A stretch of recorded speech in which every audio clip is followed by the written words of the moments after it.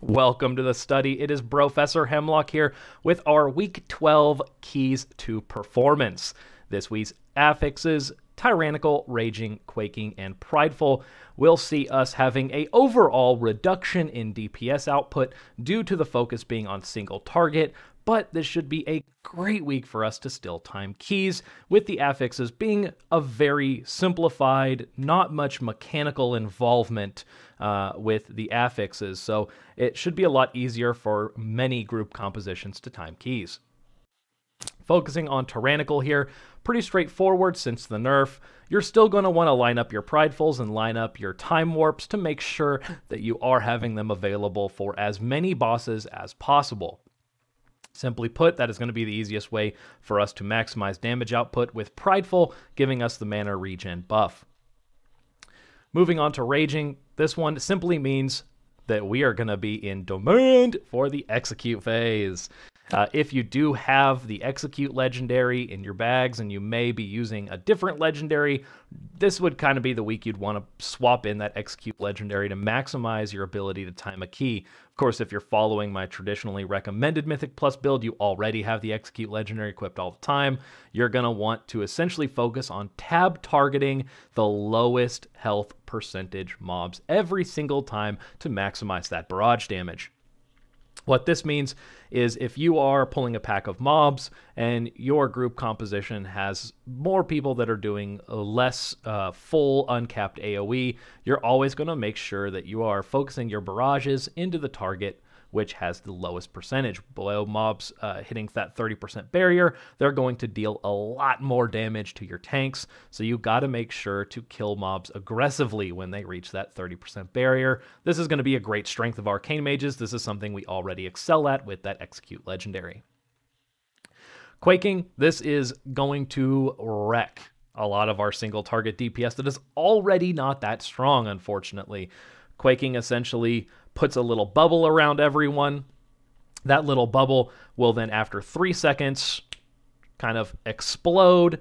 If you have any overlapping barriers or overlapping bubbles between different players in the group, if they overlap, and you will get hit for an exponentially tiered increase in damage. The more people that are stacked, the more damage you take, and this can be a one-shot effect, and you will die if it is a large amount of people standing in their circles together. If you do happen to have an issue where you're in melee range with, like, say your group composition has a warrior in it or a rogue in it or any other melee DPS, you're going to want to be the one to shimmer out and get away. That way the melee and the tank can simply split into a little triangle formation to where they are not overlapping each other's barrier. It is on you to get out of the group to make sure that no one gets hit with the massive quaking damage. For our single target damage, this does mean that you will have to stop cast occasionally, or line up your cast so that you have a very, very minimal gap in between casts where you are not doing anything. Effective abilities for this: Fire Blast is going to be a very small amount of damage, however it does not cost much mana, it's only 500 mana. It is a much more efficient use of mana than, say, an Arcane Explosion if you're looking to fill in the gaps, unless you're on an AoE situation where Arcane Explosion is of course going to be part of the rotation.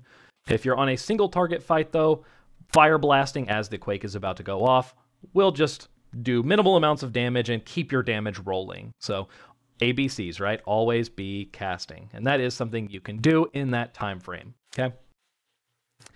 Group composition-wise, with Quaking and Raging and Tyrannical effects, we're looking at teammates that are good at single target damage and have a solid Execute phase. What would that be? We're looking at monks, we're looking at warriors, we're looking at strong melee, single target, or AoE damage teammates. Monks have a great Execute. Warriors with Condemn have a beautiful Execute phase. Those two classes and specs are going to be extremely good for our group compositions this week. This would be a week where it's okay to have a melee-heavy group. The only thing you'll want to be careful of, as I mentioned earlier, is that Quaking effect.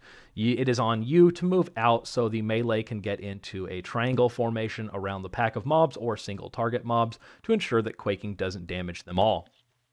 If it's on single target, there will be ample space for everyone to move around, so you won't have to worry too much on single target. But this could be a week where a heavy melee DPS group could be very beneficial. Typically, melee do have great single target damage, but lack on AoE, as only DKs have the uncapped AoE. Or maybe Windwalkers have one uncapped AoE. Besides the point. Anyways, focus on a good melee group this week. Condemn Warriors are going to be amazing. Windwalker Monks are going to be amazing. And other melee DPS will also be great. Anything with an execute is going to be great to complement our group. I want to thank everyone for tuning in for this Keys to Performance. I do kind of want to get everyone a little update on what I am doing right now. I am working on a necrolord build for Arcane Mage. So I have recently gone the necrolord Covenant. I've got my renown up to 28.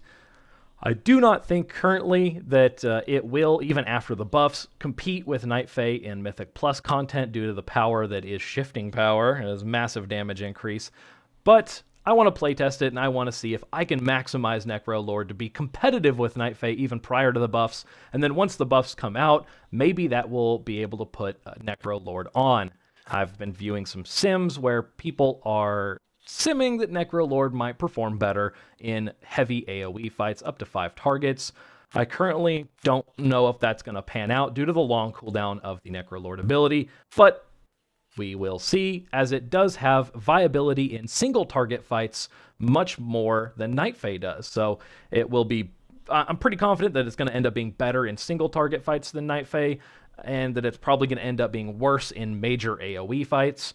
But if you're looking for a Covenant that's going to be a neutral option that might perform, say, performs worse than Venthyr in single target, performs worse than Night Fae in Mythic Plus content, but it's going to be stable and perform well across all options, necrolord may be a viable option. I'm not too confident yet. I'm looking forward this week to doing a bunch of play testing on the live servers and trying to do as many keys as possible. So I will be posting a video on that later this week. I want to thank everyone for watching. Please like and subscribe to the channel if you haven't already, and I will see everyone later.